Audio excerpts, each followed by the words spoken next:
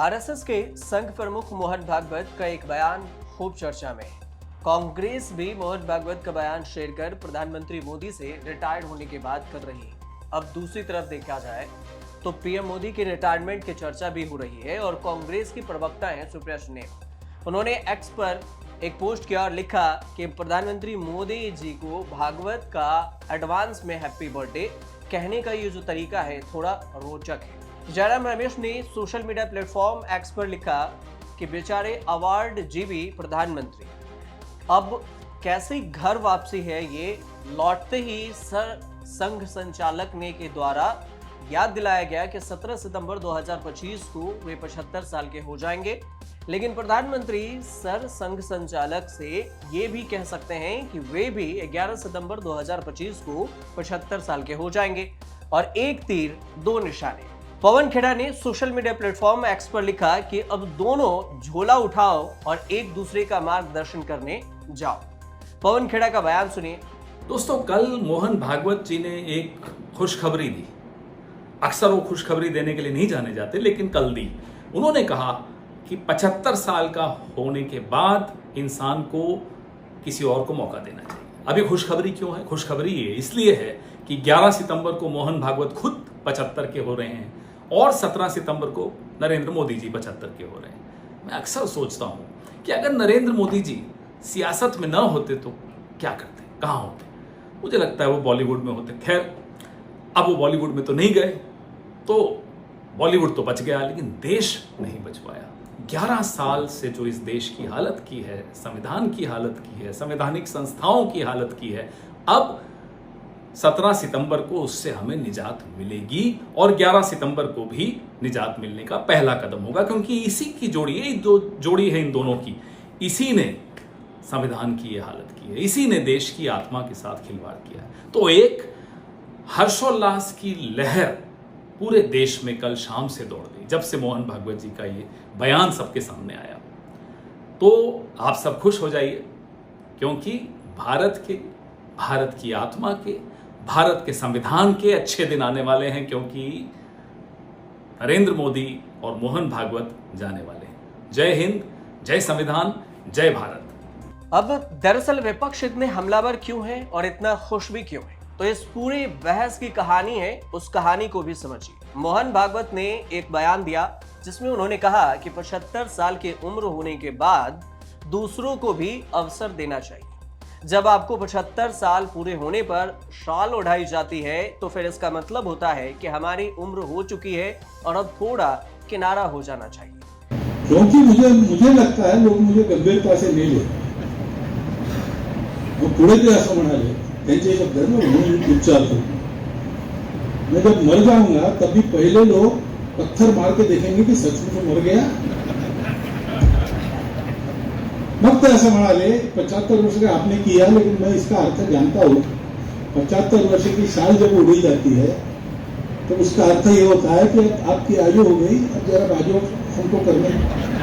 भागवत ने ये बयान 9 जुलाई को राम जन्मभूमि आंदोलन के प्रेरक दिवंगत मोरोपंत पर लिखी पुस्तक के विमोचन कार्यक्रम के दौरान कही है। हालांकि भागवत ने अपने बयान में प्रधानमंत्री मोदी का नाम का जिक्र नहीं किया, लेकिन विपक्ष इसे प्रधानमंत्री मोदी से जोड़ रहा है।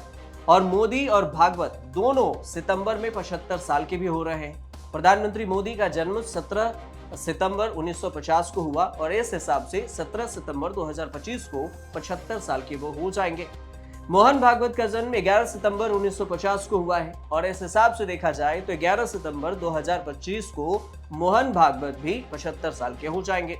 75 साल उम्र और रिटायरमेंट को लेकर विवाद प्रधानमंत्री मोदी जब से सत्ता में आए 2014 के बाद से ही हो रही है। 2024 के लोकसभा चुनाव में प्रधानमंत्री मोदी के रिटायरमेंट की चर्चा भी हुई थी और तब दिल्ली के तत्कालीन सीएम अरविंद केजरीवाल ने मई में तिहाड़ जेल से जमानत पर जब बाहर आए थे तो ये मुद्दा उठाया था। तब केजरीवाल ने यह भी दावा किया था कि प्रधानमंत्री मोदी अपने लिए नहीं बल्कि अमित शाह के लिए वोट मांग रहे हैं।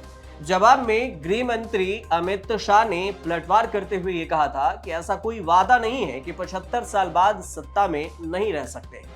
तो अमित शाह और अरविंद केजरीवाल उन दोनों का भी बयान सुनिए।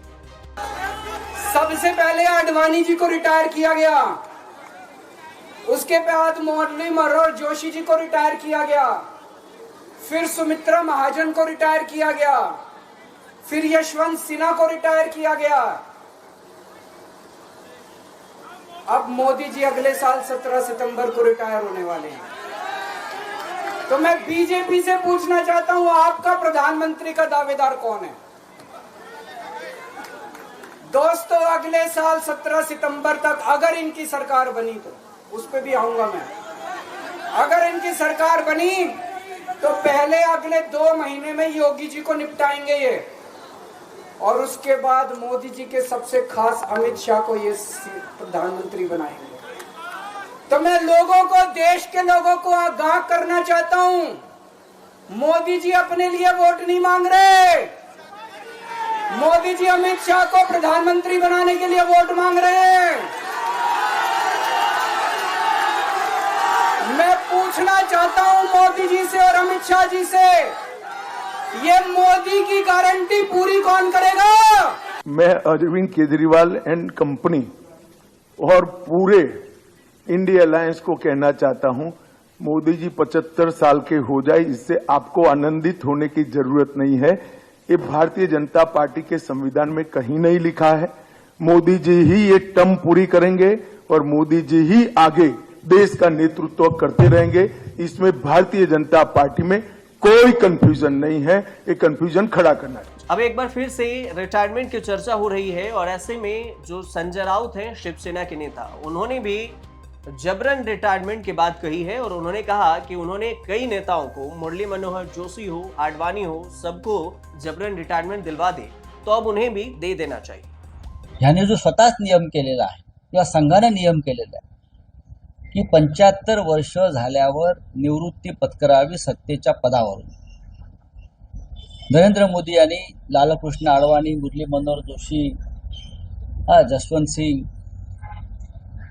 अशा अनेक नेत्यांना निवृत्ती जबरदस्तीनं लादली आपल्या स्वार्थासाठी, आपले मार्ग मोकळे करण्यासाठी।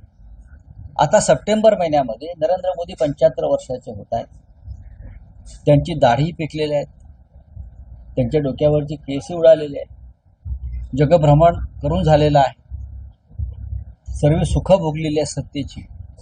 आता जो नियम आपण केलेला आहे 75 वर्षानंतर निवृत्तीचा, मला असं वाटतं राष्ट्रीय स्वयंसेवक संघ वारंवार त्यांना ती सूचना देते आहे की तुम्हाला आता निवृत्त व्हावं लागेल आणि देश सुरक्षित हातात सोपवावा लागेल। वैसे तो बीजेपी के भीतर एक निश्चित उम्र तक पद पर बने रहने के लिए कोई भी आधिकारिक नियम नहीं है। अब हालांकि कुछ स्तरों पर देखा जाए तो उम्र सीमाएं लागू जरूर की गई है। उदाहरण के लिए छत्तीसगढ़ बीजेपी ने मंडल अध्यक्ष पद के लिए 35 से 45 साल और अध्यक्ष पद के लिए 45 से 60 साल की उम्र सीमा निर्धारित की।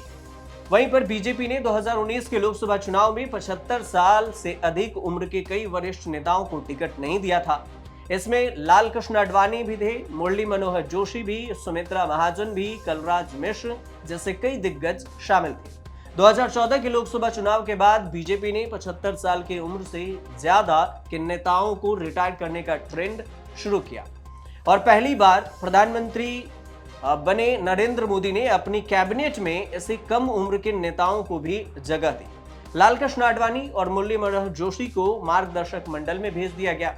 2016 में जब गुजरात के मुख्यमंत्री आनंदीबेन पटेल ने इस्तीफा दिया तो उस समय भी उनकी उम्र 75 साल थी और उसी साल नजमा हेपतुल्ला ने भी मोदी कैबिनेट से इस्तीफा दिया था और उनकी उम्र भी 76 साल थी। तो प्रधानमंत्री मोदी के रिटायरमेंट को लेकर जो खूब बयानबाजी हो रही है, लेकिन यह भी साफ है कि अमित शाह 2024 में ही ये साफ कर चुके हैं कि बीजेपी के संविधान में ऐसा कोई प्रावधान नहीं है जो मोदी जी 2029 तक देश का नेतृत्व करेंगे ही और उससे पहले रिटायरमेंट के बाद तो दूर तक नजर नहीं आती।